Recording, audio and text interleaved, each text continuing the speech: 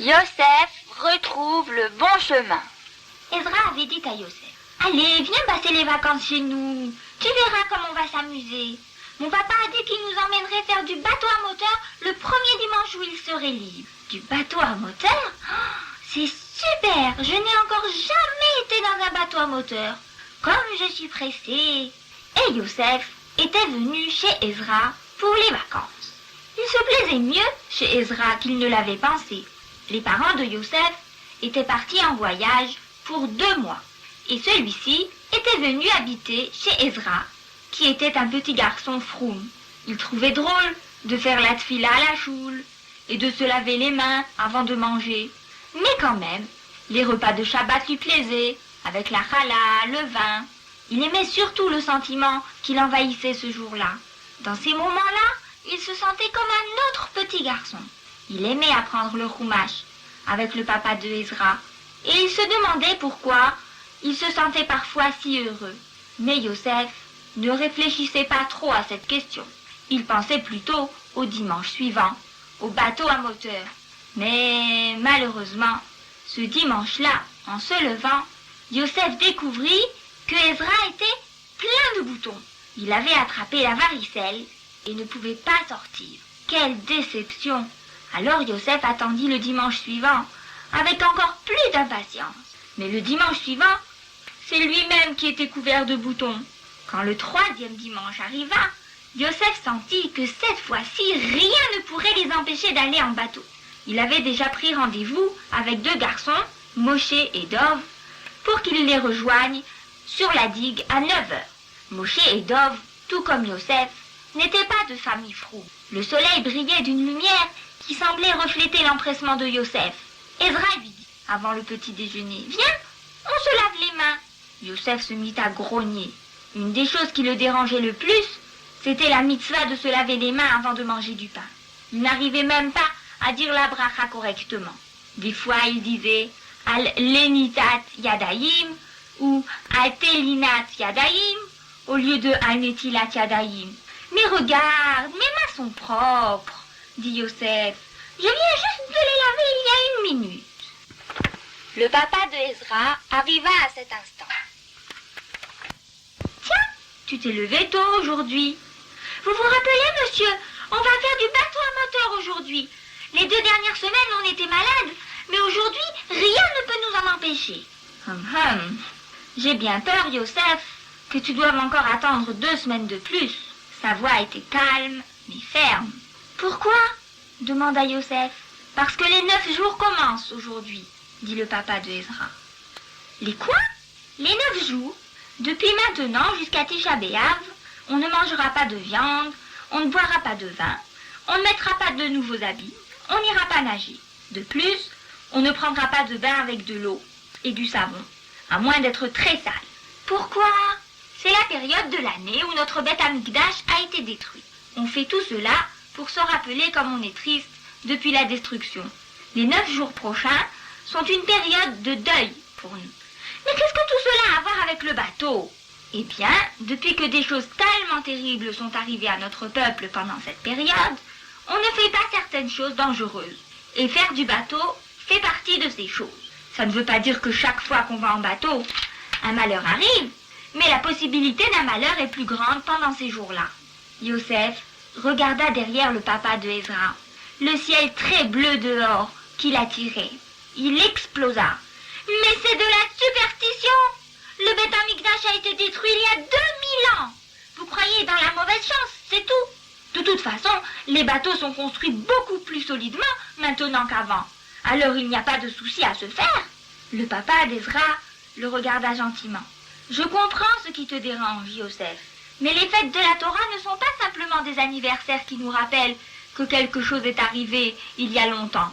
Quand c'est une fête de la Torah ou un Yom Tov, on revit vraiment ce qui s'est passé dans ces jours-là. Par exemple, chaque Shavuot, c'est comme si on recevait la Torah à nouveau. À Pessah, c'est comme si on sortait d'Égypte vraiment. Et pendant les 9 jours, on doit sentir la tristesse d'avoir perdu le Beth Amikdash. Et on prie Hachem de faire vite venir le Mashiach et de le reconstruire. Yosef ne voulait pas en entendre davantage. Il sortit de la maison en courant. Ce n'est pas juste, criait-il encore et encore. Ce n'est pas juste, ce n'est pas juste. Il courut à perdre haleine et ne s'arrêta que lorsqu'il sentit une vive douleur dans la poitrine. Ça m'est égal, se dit-il. Je vais faire du bateau et aucune superstition ne m'en empêchera. Le bus qui partait pour la plage arriva dans les minutes suivantes et Yosef fut juste à temps à la cabine des bateaux. La mer était magnifique, lisse comme du velours. Il vit Moshe et Dov assis sur les marches de la cabine qui l'attendaient. Tout en se dirigeant vers eux, Yosef sifflait gaiement pour masquer le triste sentiment de culpabilité qui le gagnait. « Hé les gars !» cria-t-il. « Ezra et son père n'ont pas pu venir. Mais on pourrait peut-être prendre un bateau tout seul, qu'en pensez-vous » Moshe était plus âgé que les deux autres, et ils purent louer un bateau sans problème. Un petit moment plus tard, Moshe revint avec 3 gilets de secours et un reçu. « Notre bateau, c'est le bleu là-bas. Allons-y !» Alors que les garçons montaient dans le bateau, Dov dit « Tu es venu juste à temps. J'avais peur qu'ils ne nous laissent pas prendre de bateau à cause du bulletin de météo. » « Quel bulletin de météo ?» demanda Yosef. « Eh bien, la radio a annoncé qu'il y aurait peut-être un fort vent d'ouest tout à l'heure, dit Dov. Moshe et Yosef se regardèrent l'un l'autre en riant. « Tu t'inquiètes trop vite, dit Moshe. « Oui, dit Yosef, le temps est parfait. » Les garçons poussèrent le bateau dans l'eau et mirent le moteur en marche. L'eau étincelait et l'air sentait bon la mer. Yosef prit la direction du bateau. Il aimait sentir qu'il était le maître de l'embarcation. Tout autour d'eux, de grandes mouettes planaient dans le ciel bleu, puis plongeaient uniquement pour s'élever à nouveau au-dessus des vagues. Ils naviguèrent ainsi pendant plusieurs heures. Les mains de Yosef tenaient la roue avec facilité à présent, et le bateau glissait doucement dans l'eau. Moshe et Dov se faisaient bronzer au soleil, à moitié endormis. Yosef ne s'était jamais autant amusé. Ils étaient sur l'eau depuis plus de 5 heures, lorsque soudain, le courant de la mer s'accéléra. Les nuages devinrent un voile épais tout noir qui s'étendit dans le ciel. La brise se transforma en grand vent et les mouettes furent emportées par sa force. Yosef suggéra « On devrait peut-être rentrer. À présent, de l'écume blanche recouvrait chaque vague et l'air était devenu lourd et humide. » Dov se mit à rire. « Tu as vu maintenant qui fait le peureux? Tu as dit toi-même que le temps était... » Il ne continua pas sa phrase, car soudain, un coup de tonnerre terrifiant éclata dans l'air. Des éclairs traversèrent le ciel, et un instant plus tard, la pluie se mit à tomber à torrents. « Il faut qu'on rentre !» cria Yosef plus fort que le tonnerre. À présent, la tempête secouait le bateau comme s'il n'était qu'une bouteille en plastique. Le vent hurlait et un brusque jet d'eau leur fit perdre le souffle. Une sueur glacée recouvrait le corps de Yosef. Chacun de ses nerfs était tendu comme un fil de fer. Il poussa un cri étouffé, juste au moment où Moshe et Dov, terrifiés, se jetaient sous le siège du bateau. Pour la première fois de sa vie, Yosef voulait prier, mais il ne connaissait pas de mots. Si seulement il s'était rappelé des tfilotes que Ezra lui avait enseignées. « Baruch Ata » cria-t-il, le visage levé vers le ciel. « Sauve-moi de l'eau, de l'eau, de l'eau !» Les larmes et la pluie se mélangeaient sur ses joues. « Elokeinu, Melech Haolam, sauve-moi de l'eau, Al-Netilat Yadayim » hurla-t-il. Ces mots éclatèrent en un torrent de ferveur. « Al-Netilat Yadayim, Al-Netilat Yadayim » répétait-il sans cesse. Il était tout secoué et il sanglotait.